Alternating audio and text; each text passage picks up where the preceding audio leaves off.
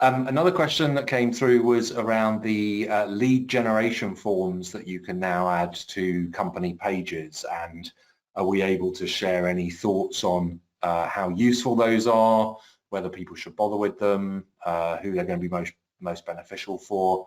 Do you have any views on that? I've got some thoughts myself, but yeah, a couple, and then I'm happy to hand over to you. I think I've seen people using them, and I've seen them obviously on company pages. I haven't heard of many people saying that they've been a massive, a massive tool for generating leads. I don't think that they've probably not been around enough. And I also guess there's so many different ways that you can contact people on LinkedIn. I think it's a nice to have. I think it's a great addition to have it on your company page. Why not? It's not going to cost you anything. But I guess I haven't seen yet the true value of that particular product. What are your thoughts?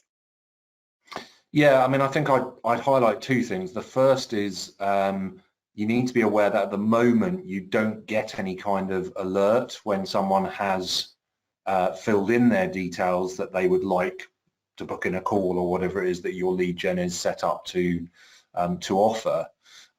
So you really need to be very organized in at least daily checking into the analytics area of the company page to see if you've got any new leads.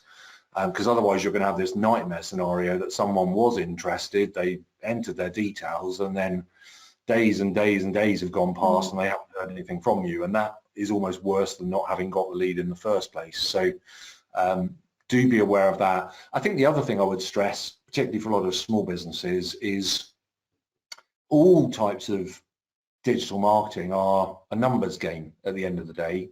So how many people do actually come to your company page?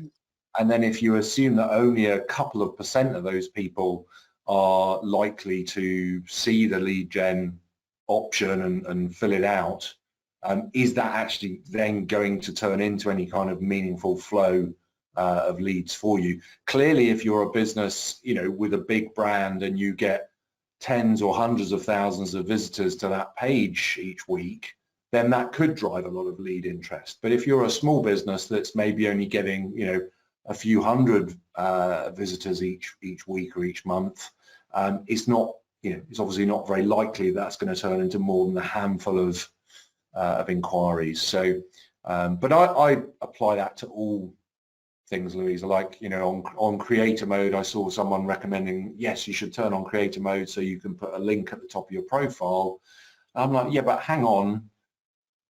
If you're, an influencer who's getting tens of thousands of views of your profile each quarter, then yes, that could translate into, quite a decent click flow for you. But actually, if you're someone who's only getting 300 or 400 views of your profile each quarter, then, that's going to have almost no impact on you or your business. So I always like to think about the sort of numbers and whether they add up and make sense for different people and different businesses, really. Yeah, absolutely. I think that there's so many different elements to LinkedIn, and they're not all relevant for every single person. You've got to think about what's going to be most beneficial to you, and what can you realistically work with? What can you realistically do? Because that's, for me, what it's about. You want LinkedIn to work, but you've got to be realistic with your time and about how you use the platform. Yes. And if you've got too much going on, and if you're saying, well, you should be using newsletters and turn on creator mode and start advertising, it's too much. You have to try and break it down and make it work in the way that you want it to. Definitely.